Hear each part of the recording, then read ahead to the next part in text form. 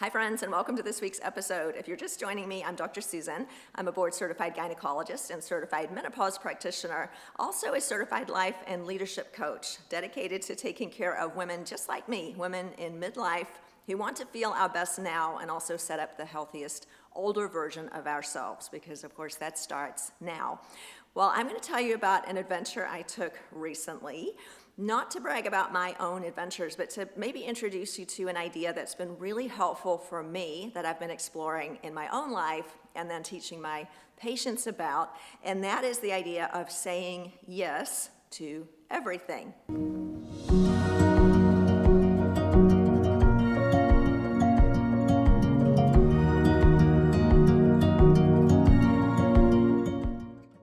Well, you might not say yes to absolutely everything. We'll talk about how we set some boundaries around that idea. But being open to the possibility that a lot of the things that we say no to might require some second thought or some opening around, maybe I could do that, before we shut it down altogether.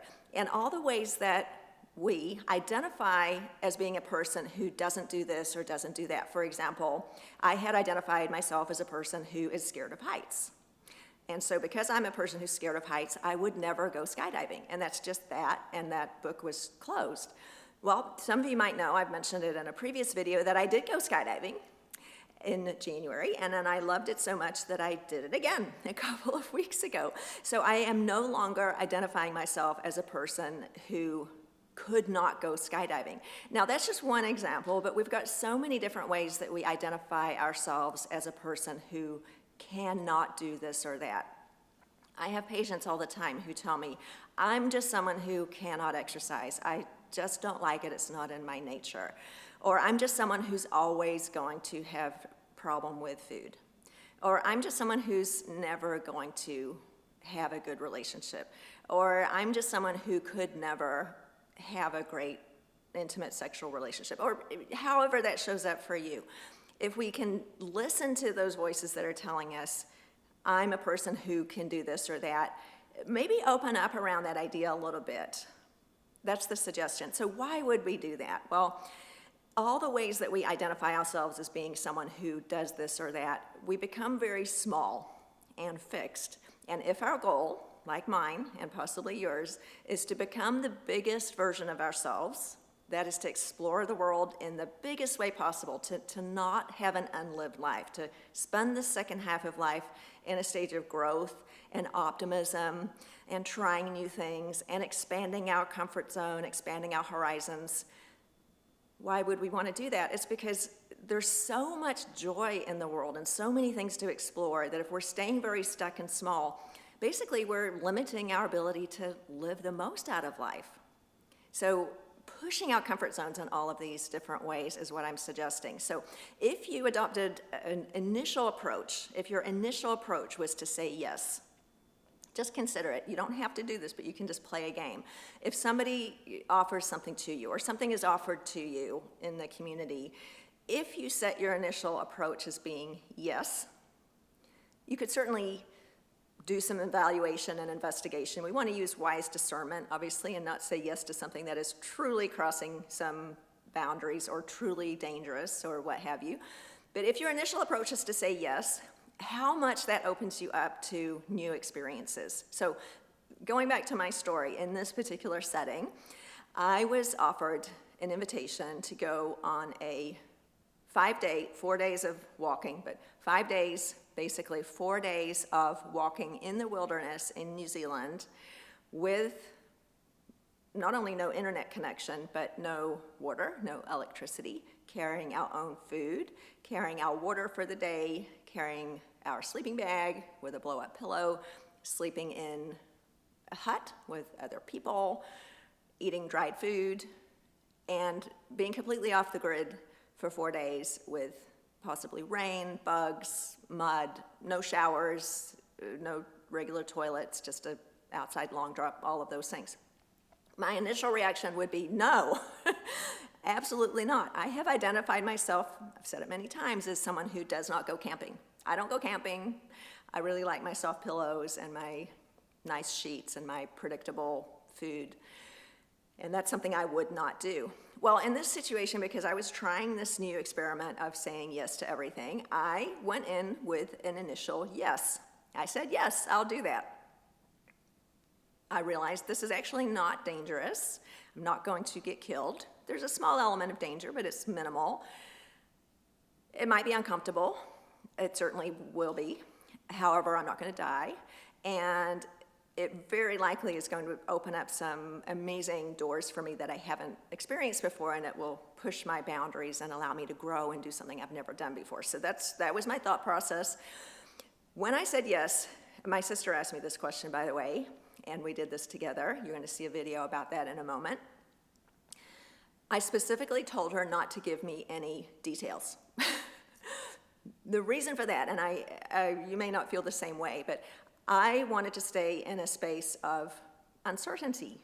When we're in a space of uncertainty, we remain curious. If I were to know every detail of this trip and have planned it all out in my mind and seen exactly the route and the photographs and the comments of people who'd done it before, and if I had to preset an idea of how it was going to be, I would again shut myself down to the possibility to learn all of the amazing things that could be offered on this hike. So I was in a very wonderful position where I had someone else who could do all that for me, because certainly someone needed to know how to do it.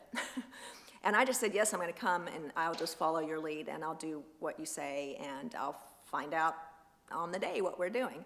And so that was a really interesting way to go into it. And if you have an opportunity to do something like that, give it a try, because being in a space of uncertainty by very nature keeps you curious. You don't know what's going to happen. You have to be open to whatever's going to happen. And so I actually didn't even find out where this was taking place until the day before.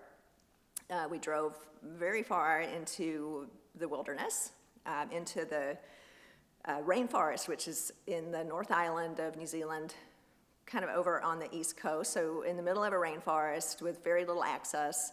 And we did this thing, and I'm going to show you a video of how it went. Not because I'm bragging about my vacation, but just to show you that, I'm someone, as you can see, who probably isn't going to do that kind of thing very often, although I might do it again now because I really got into it by the end. There's a process that we go through when we do these really difficult things. Initially, you're going to sort of rebel against it internally. I was really scared the first day. I was very out of my element, felt quite frightened, also had ideas about leaving, very normal. And if you stick with it, you start to become more comfortable. So really an exercise in just seeing that through. So what I learned from this is that I can take that experience home and apply it to my life in a setting that's more likely to come up more often than a once-in-a-lifetime trip to New Zealand. But suggestion is, think about all the different ways that you identify yourself as a person who can never do this or can only do that. And if you hear yourself saying that, just ask yourself some questions. What if I was someone who said yes to that? What would I have to lose? What would I have to gain? And going back to what we often talk about, is this in line with this future imaginary older self that I'm creating, or is it not? And my suggestion is that saying yes to everything is in line with your imaginary older self, who is all of the things that you see her as being. If she doesn't make some of these decisions now, she might become a little old lady who is very closed-minded and shut down and doesn't explore opportunities, and perhaps that's not who we want to become. So just a suggestion, check out my video. I hope you enjoy it. All right, well, I'm in New Zealand, about to start a 4-day off-the-grid hike. We're in the North Island, going to Lake Waikaremoana, which is about a 7-hour drive from here. Here's my backpack. Got it to weigh about 25 pounds. We're carrying all of our food, water for one day, obviously sleeping stuff. We're going to be hiking from hut to hut. They give you a little small mattress. We'll see when we get there. No electricity, no hot water, no showers. Just there's a faucet, a tap for regular water. This is not the Four Seasons where I usually would stay, so I'm just practicing trying new things. And I've never carried a backpack before, certainly not one that weighed 25 pounds. And I just did a half Ironman 3 days ago. Legs feel pretty good, but we'll see how they feel after hiking for 7 hours a day. Anyway, here we go. Try new things. We'll see how it goes.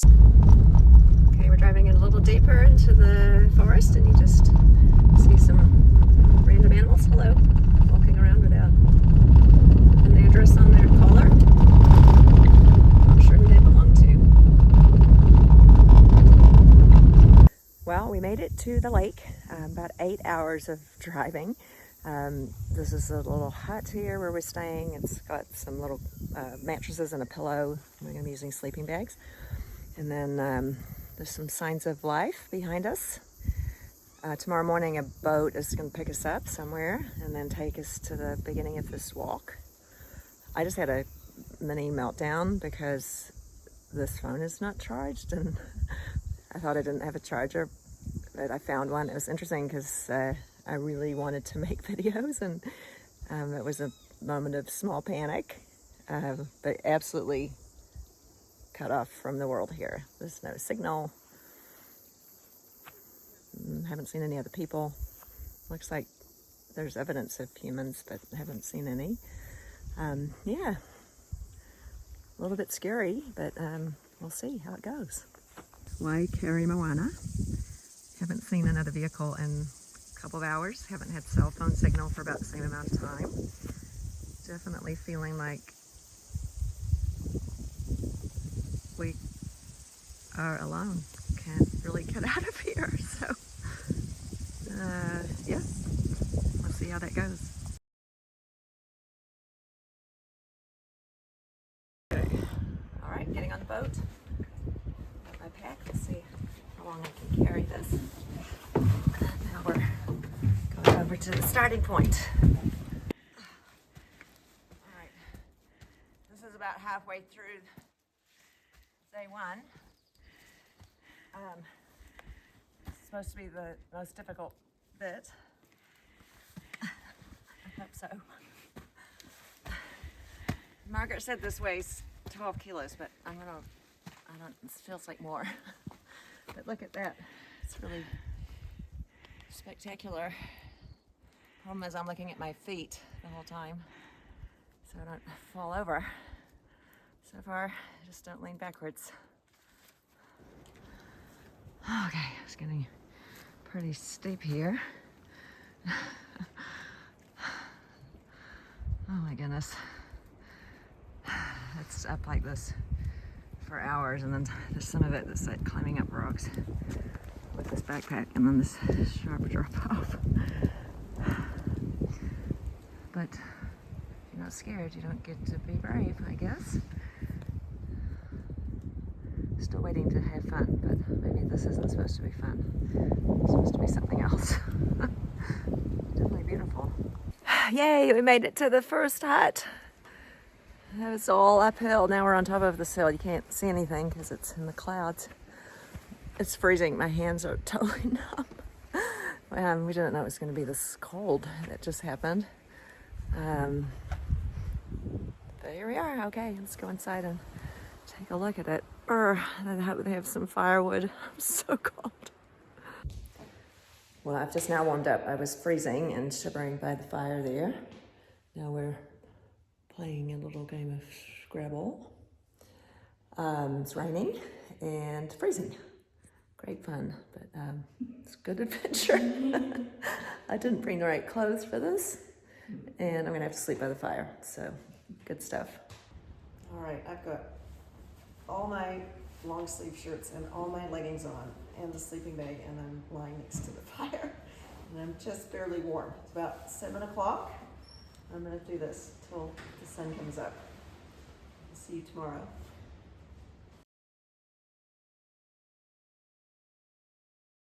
All right, we're halfway through the second day, which is mostly down, so that's good. Finally, I can feel my fingers again. Last night was really challenging. I was freezing, but now I've warmed up, so feeling a little bit more positive. I was thinking about getting a helicopter to get me this morning, and then I couldn't because there's no cell signal, so I'm glad I didn't because it got better. See you in a bit. Yay, we made it to the second hut, which is fantastic for obvious reasons. It's sunny and it's warm. We're back down the bottom of the mountain. I was actually going to try to find some way to get out if it had stayed that cold. But now the sun's come out, fingers are warmed up. The hut looks pretty good, nicer than the one from last night. And then we're right on the lake. Bunch of black swans. Yeah, so this is actually, now I can understand why people do these things. I was wondering yesterday, but if it's like this, it's pretty good. And I can also charge my solar battery because this phone's about to run out of battery. So, small things, and everything's good. Well, it's early morning on day 3. This place is just spectacular. I'm just heading out to the bathroom, which is down that way. Slept in 3 shirts again last night, but I got almost 10 hours of sleep, according to the Aura Ring. We basically go to bed when it gets dark, which is about 7:30 or 8, and then stay in bed till it gets light, because that's also about 7, because there's no electricity. So yeah, it's really quiet. Got a good rest, and I wasn't freezing. So today's going to be our longest day, but it's also flat. So it's a beautiful waterfall in the middle we're going to find, and we're going to head out in a half an hour or so.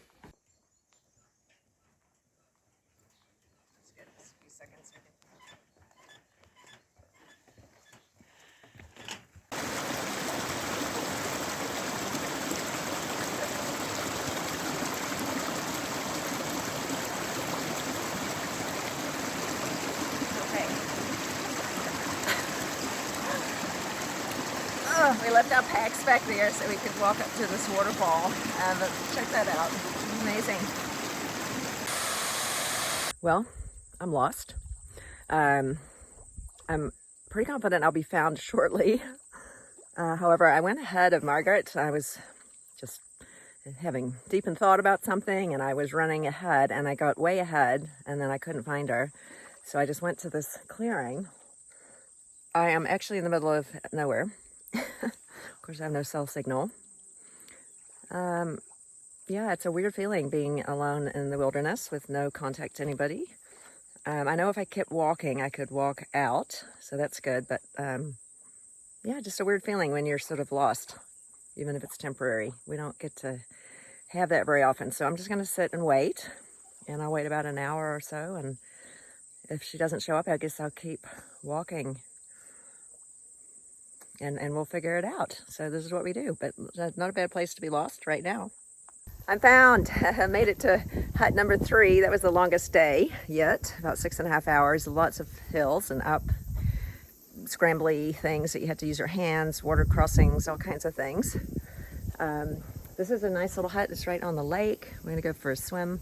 The weather has changed so much, probably 30 degrees difference from this morning. It was cold, maybe 40 degrees this morning. Now it must be 70, full sun. So finally I'm getting my stupid solar charger charged, because I've had no charge, and I'm about 5% now. So maybe I can make some more videos if I can get that thing charged. Big adventure, that's for sure. So hut number 3, got one more day. All right, I went all Reese Witherspoon on my hip there, but shoulders are okay. Now we're gonna go for a swim. It's really cold.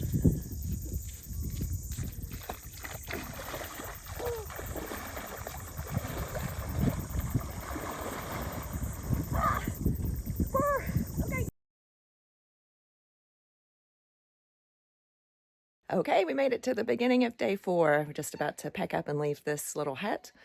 I think we have about 4 hours, and then we'll get to the water taxi that'll take us back to where we started. If you can see the light on these mountains behind us, the sun's just coming up. It's about 7:30. Just gorgeous. It was so quiet last night, and when I got up to go to the bathroom, the stars were like, you've never seen anything like it. Just completely black and quiet. Luckily, my roommates didn't snore, and there's some mist coming off the lake behind. Is absolutely gorgeous. So now I know why people want to do these things. I wasn't quite sure in the beginning. Last day, a couple of hours into the last day here. Mostly it's been around the lakefront, but then sections of it go through this native forest again. It's got a little bit of sun coming through. Hear the birds? It's really spectacular. I'm just getting into it now after 4 days. Figured out how to do everything and pack my pack every morning. It's getting a bit lighter, which is great. Anyway, they've got 9 more of these great walks, so we'll see. Maybe I'll do another one. Let me do this one first. We made it! Actually just in time. We just walked down here and then the taxi arrived to take us back. Made it by about 30 seconds, so yay, we did it! So here's what it looks like inside the hut. This is hut number 3. They've all been quite similar. This one's got 2 layers, only the bottom one has got there's 6 women here right now.